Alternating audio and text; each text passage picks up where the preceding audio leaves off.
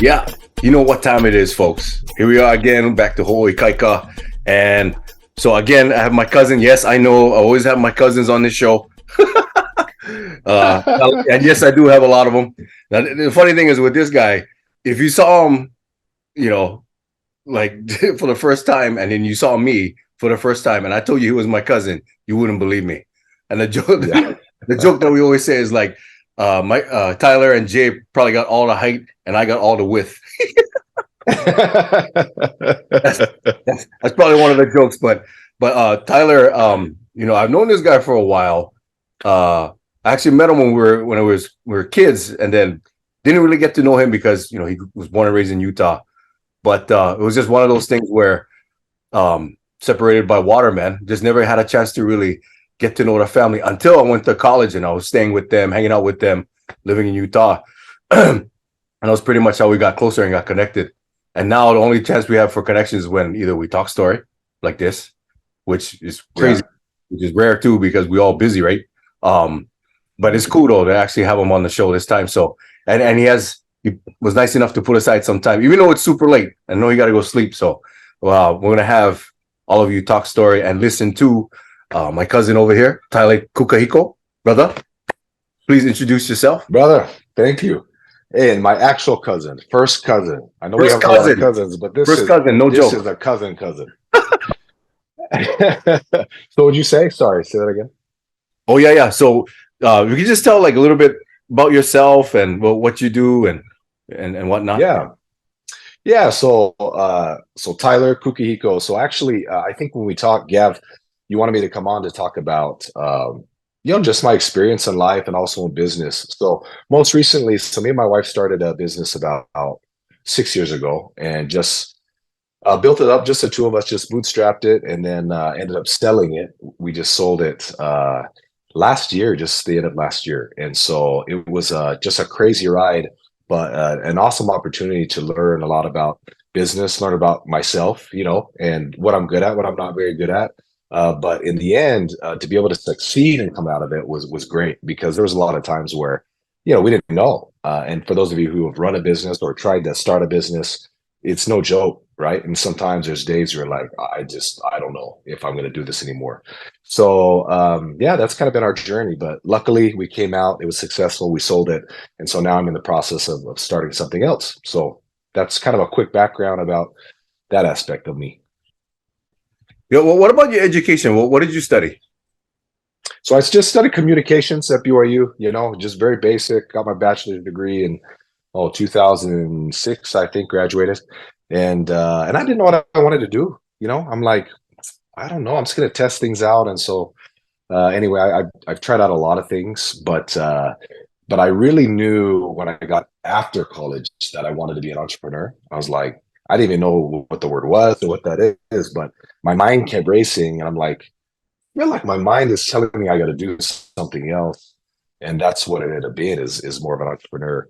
So so school didn't really prepare me for life after, other than learning how to read and write and do those basic things. Yeah, no, I hear you on that. I was kind of curious too because I think I've heard some stories from you guys growing up, even from Jay. But what was it like growing up for you guys being multiracial in the Yeah. area that you grew up in? What was that like for you, man? Well, we grew up in Orem, Utah, right? Which is just a stone's throw from Provo and BYU. So we had a unique neighborhood because we had our ohana was beyond my family. We had the Kaues and the Weingartens and the Fieldings, and so the Weingartens are Fijian and the Kaues are obviously are Hawaiian. And so we still had that culture around, and we felt like brothers and sisters. And so we had on our block, it was a really unique thing for us to have it there. And so really for me growing up, I always felt like just everybody else, like I looked a little different, my name was different, but I just felt like everybody else where I was. And so I felt like I had everything everybody else had. I just had a little bit more. I just had that Hawaiian culture along with the church culture that I grew up in, and the Utah culture, which you can say is good or bad.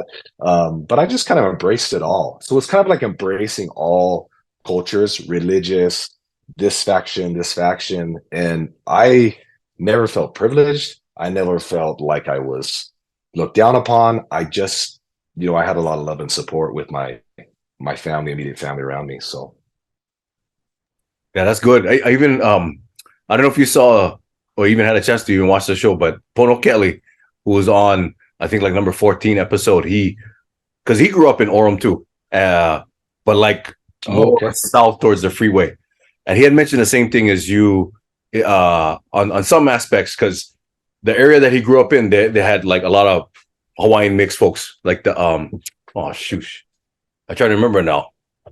Well, the Alkais was one of them, and there was another family, two more families that he mentioned. But yeah, he was talking about In Orem. it was good to have those families there, to help support and whatnot. So that's cool that you were able to do that. And when you were coming out of high school, going to college, like you said, you already know communications, and then you got into what you're in now. What would you say were some of maybe the big challenges that you were facing going from college into the real life, going into adulthood after that? What were some of the challenges that you were facing? Yeah. So I will say this. So, and I don't want to, I want to hear what other people's experience is. So talking about my family, like, I feel like there's a lot of other people that I'm in business with now. And I'm like, okay, well, yeah, how did you learn this? And it's like, well, my dad did this, or my grandpa did this. And, and honest, like hand over my heart, I joke about this with my wife, but I'm like, babe, when I graduated from college, university, 4-year degree, I didn't know what the stock market was. I didn't know what it was. I was like, I heard of it. I was like, yeah, that's something that rich people do, but we don't do that. And so, and I'm not saying that's like Hawaiian culture, but my family, my dad is so awesome with family and work hard. And it's just those were embedded in me. But when it came to business, like I didn't know anything about business. It's like we don't have, and I'm always like, how did you learn about this? And I just didn't know anything about anything. And so I guess the biggest challenge for me was like graduating from college and learning how to answer a essay or write an essay or answer a quiz or test didn't prepare me for what I really need to know about the business world, about finance, and about marketing and all these things. And so that was the biggest challenge. Is this is going to sound funny, but honestly, when I got in the business world, when I got into the work environment, I like didn't know anything about anything.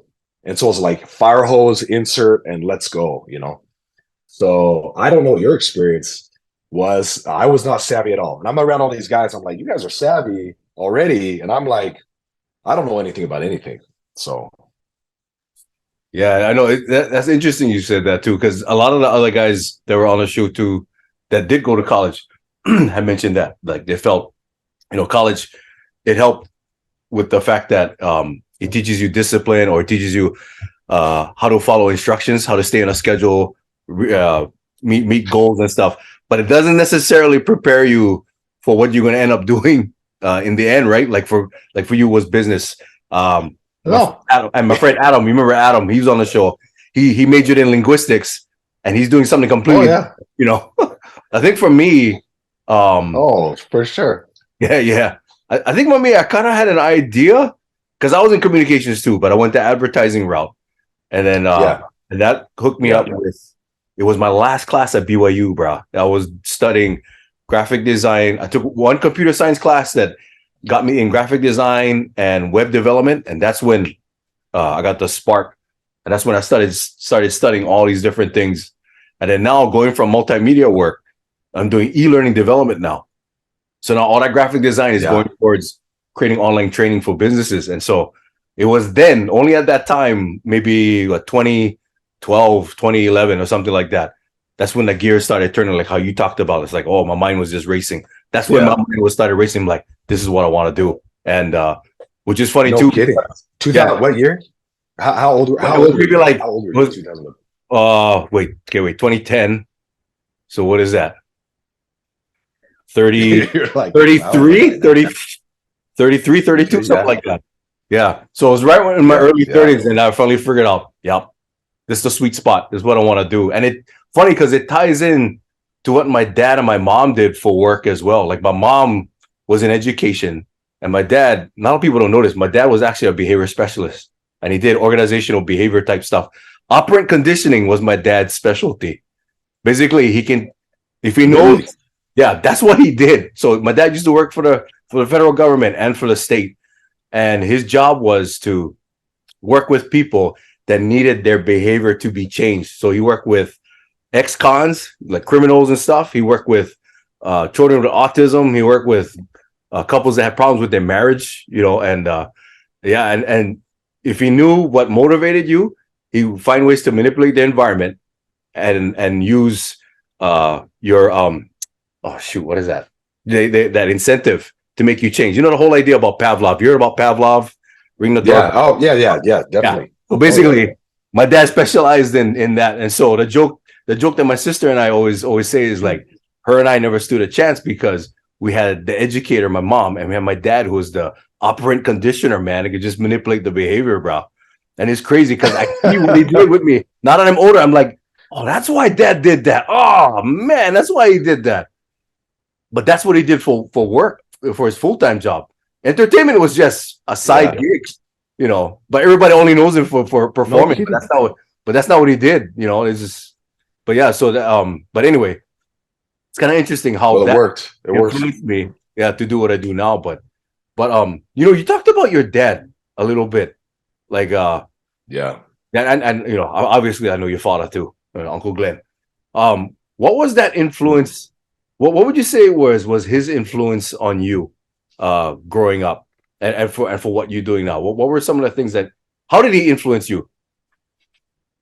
Oh man. So my dad, and I don't know how your dad was as much, but my dad didn't say a lot. As far as instruction, that was a thing. My dad, I hear about other people saying, "Oh, my dad sat me down and he talked to me about this and talked to me about that," and I'm like, yeah, "We never did that. Like, we never had a sit down." And I didn't know if it's just my dad or if that's more, just Hawaiian culture is like, you don't sit down and have all these heart to hearts all the time. But I'll tell you what, my dad is probably the single biggest influence in my life.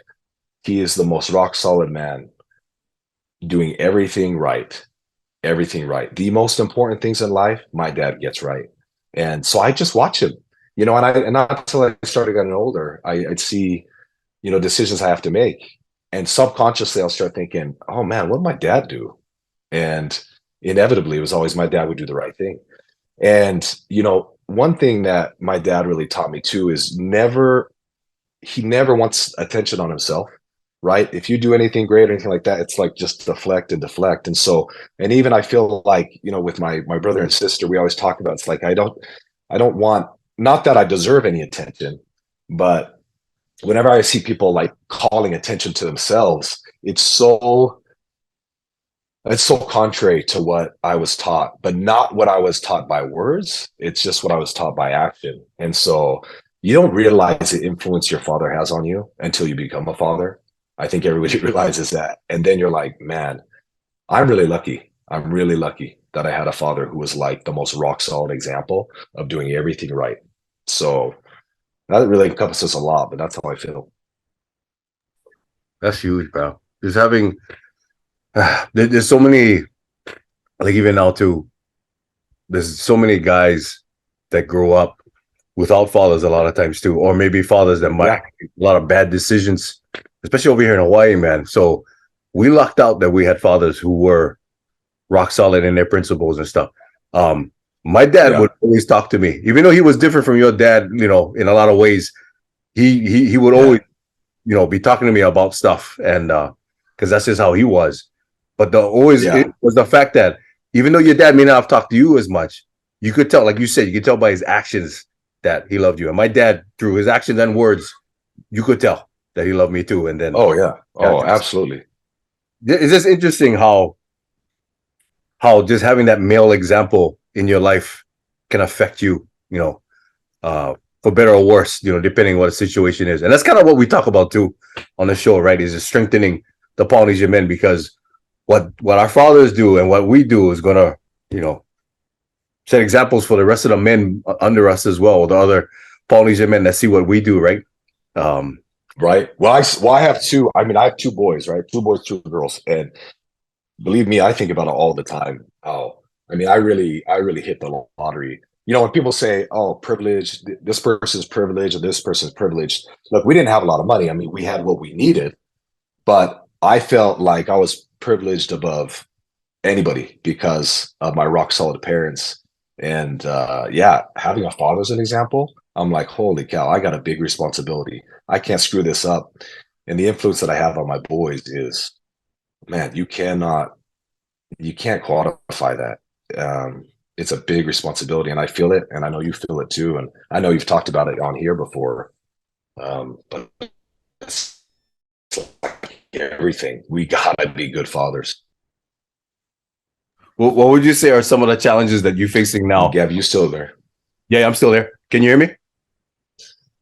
Oh, yeah. I got you now. You froze for a minute. Okay. Oh, challenges I'm facing now. That's a big question. So, in what areas? What area, or just everything? Anything in general? How about juggling? How about having balance in your life between everything, all aspects, health, family, work, all this stuff? Yeah.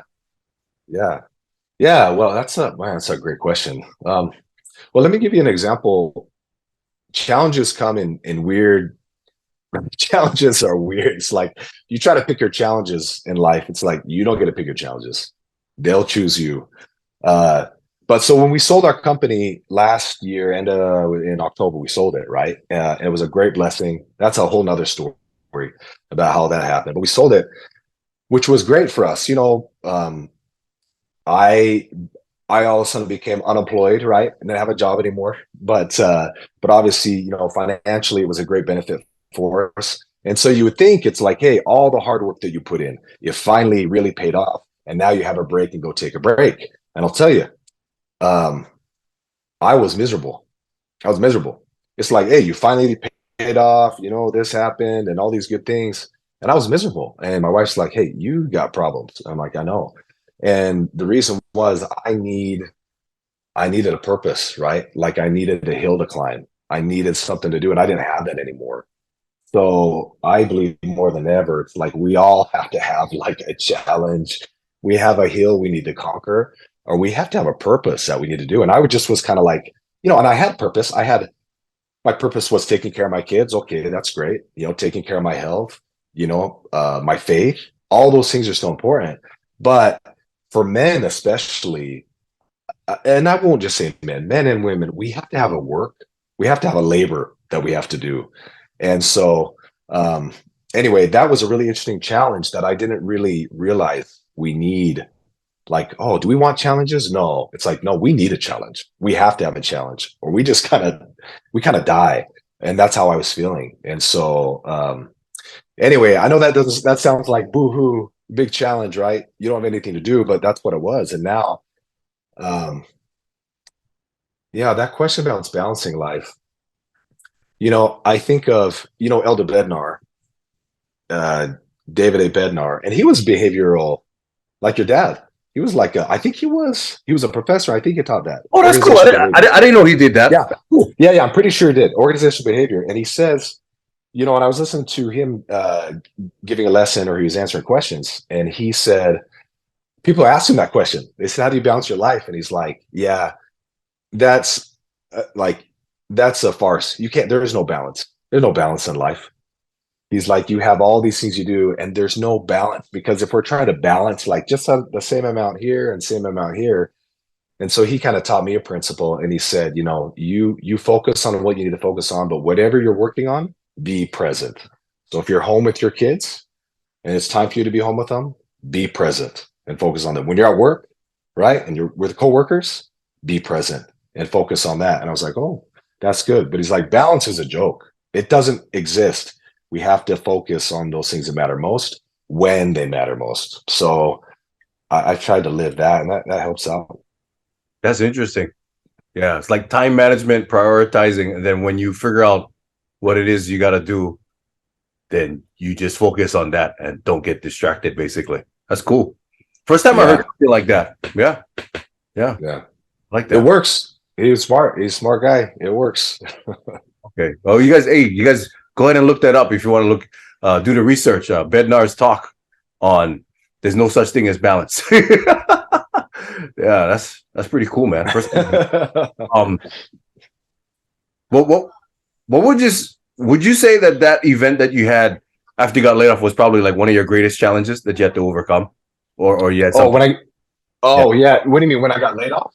What do yeah, you mean when? yeah. What would you say like in your whole life that was probably like your biggest challenge, or was there something else that came up in your life that? No.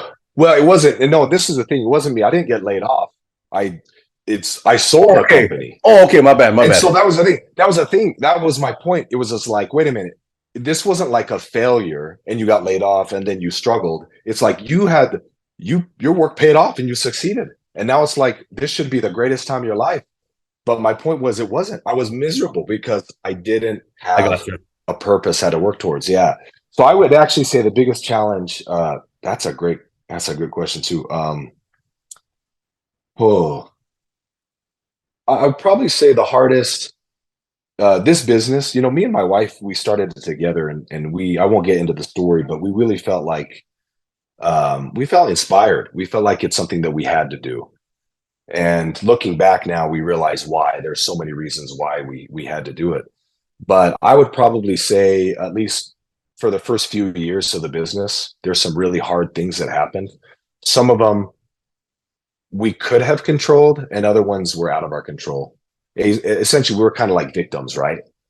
And I remember thinking this one bad thing happened to us in particular by a partner of ours, another vendor, that really put us in I mean, really, it should have destroyed our business, which would have simultaneously kind of destroyed our entire finances, right? It would have bankrupted us.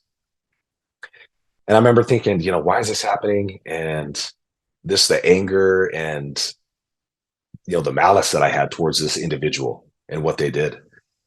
And then just the recognition that it's like, you know what? It may be their fault, but it's my responsibility now to take care of what happened.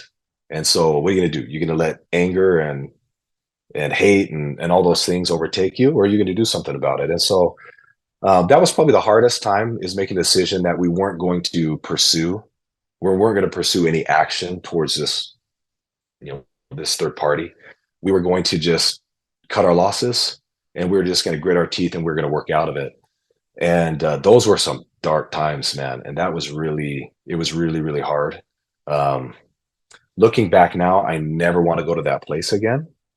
But also, it's a double-edged sword, because I realized that I had to go through those things because there's some things that I had to learn, and I wouldn't have learned them, had I not basically been broken. They broke me, and when you're broken, you got to put those pieces back together. And I learned a lot about myself through that process. So that was probably the hardest time of my life. Yeah, thanks for sharing that, bro. If you Yeah. if you had to give advice to any, I mean, the advice would be for anybody, but specifically for Polynesian guys, that maybe Yeah. going through struggles, or maybe even feel like they're broken, like you mentioned, what would be Yeah. some pieces of advice you want to give them on how to get over that challenge? Yeah. Well, let me think about it just for a minute. Yeah, I have a couple of things. One is, God created a 24-hour day. Sun comes up, sun goes down, sun always comes back up. And there'd be some days where I was like, you know what? I want to quit today. Like it's 9 o'clock, 8 o'clock at night. This has been one of the hardest days of my life. I just want to quit all things right now. But I knew the sun was always going to come up the next day. And so honestly, I'd be like, if I can just go to bed and I'll get up the next day, I'll make it a better day. And guess what? It always did. It always did. And so one is just don't mistake cloud cover for all encompassing storm, right? It's like this may just be some cloud cover, but it's gonna pass. And it always passes. It always passes with time. Sometimes it stays longer than you want, but it'll always pass. So I think that's one, is don't be so myopic just to see what's happening right here. And then the second one for me is always my faith. I believe that there's some things I can do on my own, and there's a lot of things that I will never be able to do on my own. And my faith tells me that those things I can't do on my own, uh, I have someone who will do those things with me and for me. And so, and that's been a big part of my story is having that faith in God. You know, you talk about the cloud cover. I like that. There's a metaphor that I used to share, especially during like Sunday school lessons. Yeah, when people talk about, you know, like I'd always say, faith is like a seed, right? Mustard seed. And the analogy I'd always use is, you know, imagine if every day of your life was a sunny day, right? Would your seed even grow? Probably not. You gotta have you gotta have that cloud cover. Why? Because you need the rain for that faith to grow, man. If you have no rainy days in your life, no challenges, like you mentioned earlier, if you don't have those challenges in your life to give you purpose, you ain't gonna grow, man. You gotta have that. Negative growth. Have those rainy days. You know. Yeah. I was thinking that when you mentioned the cloud cover. How was that? Oh no, go ahead. Yeah. Okay, no, I was gonna say when you mentioned that cloud cover, I was like, yeah, bro. Yep. I'm there with you, man. You need those rainy days in your life. Yeah. I know, to be grateful for that. It's hard. It takes a lot to be grateful for them. I'm always grateful for them looking back, but then I always think, oh, I don't want another one, but yeah, they're gonna come. They're gonna come. You know, you just hope that after, you know, going through several rainy days, you kind of know what to expect, you know, to prepare for the next one that comes, you know. Oh man, it's just so crazy, bro. Hey, how's your mom doing? Yeah. How's mom doing? Great. She's doing great. Yeah, we got so her and my dad, they moved from their house in Orem down to a community and vineyard for the old folks, you know, just for it's a community where they take care of your house and your yard and everything for you. So they just get to relax more. But they're great, man. They love it down there. Her and my dad, they're doing good. They're just they're enjoying their grandkids and their freedom and their free time. But she's doing good and they're in good health, which I'm really grateful for. Yeah, that's good, bro. So thanks for asking. Yeah, no, that's good.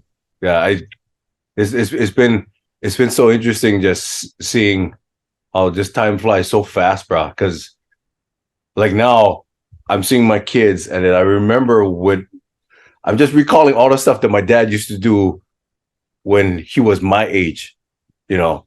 And I'm looking at the clock and I'm looking at myself and I'm just thinking, I was like, holy mackerel, bro. I remember when my dad was this age right now and what he did, you know. And now I'm that age.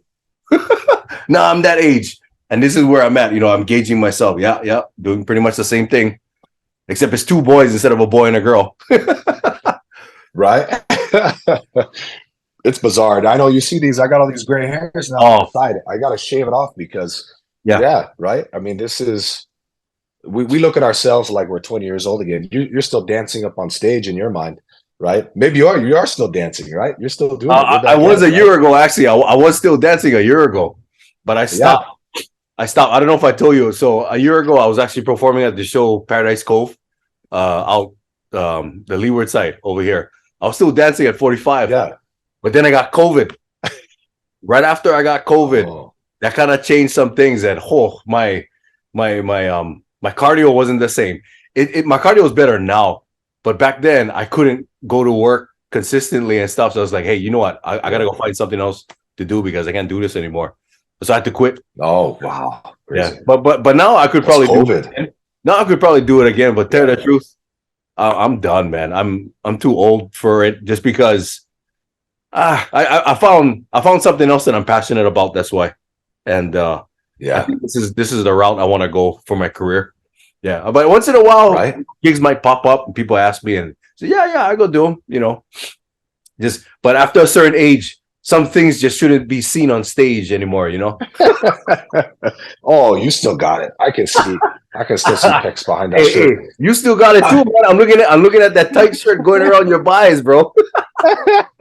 Oh, that's crazy.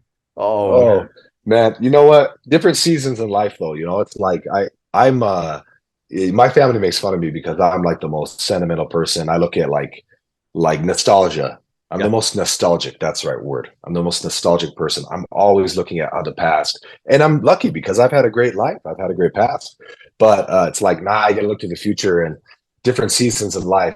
It's like what you did in the past, leave it in the past, and what's in the future. And I end up being a lot happier that way when you're always looking ahead. Like learn from the past, Yeah. but it's always looking to the future. Yeah.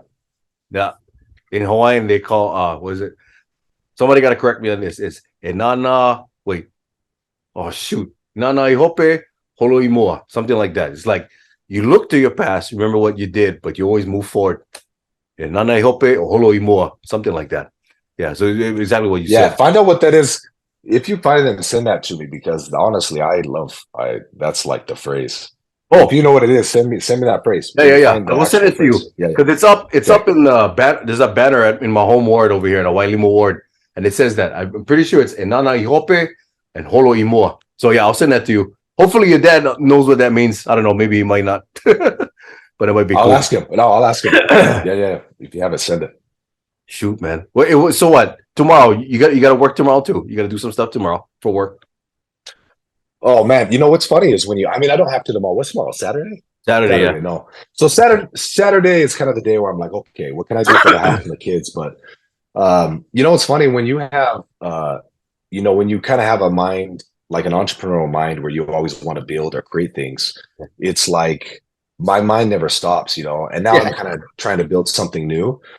So yeah, it's like driving time, shower time, dishes time.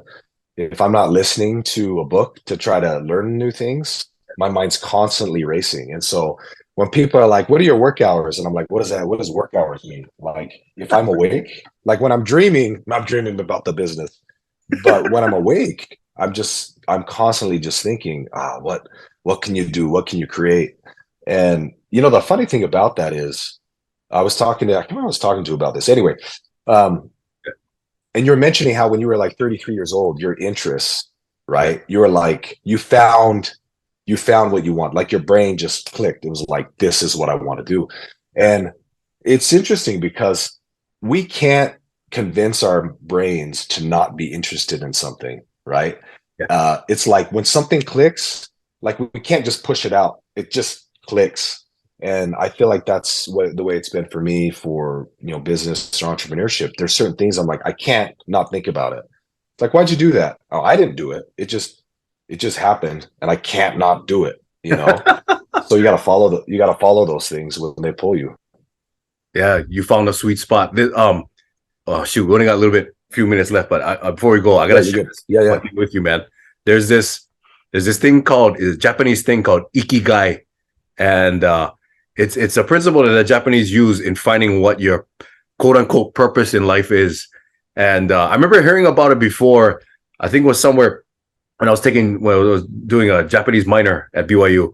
But then one of my friends over here in Hawaii brought it up again, and it's real cool. So basically, it's an intersection of 4 different circles in your life. So you have what you're good at is one circle, what you enjoy doing in another circle, because what you're good at may not necessarily what you enjoy doing, and vice versa, So you have that what you're good at, what you enjoy doing, what you can make money with is the third circle, and the fourth one is what contributes back to the community. And basically, what the ikigai is that intersection between all 4 circles. If you can find something that you are good at, that you enjoy, that you can make money with and gives back to the community, like uplifts the community, that's when you found your purpose in life. And because you can enjoy sales, be good at it and make plenty of money selling drugs, but drugs not going to necessarily give back to the community, kind of stuff. Or you might enjoy, I don't know, cleaning parks, that give back to the community and stuff.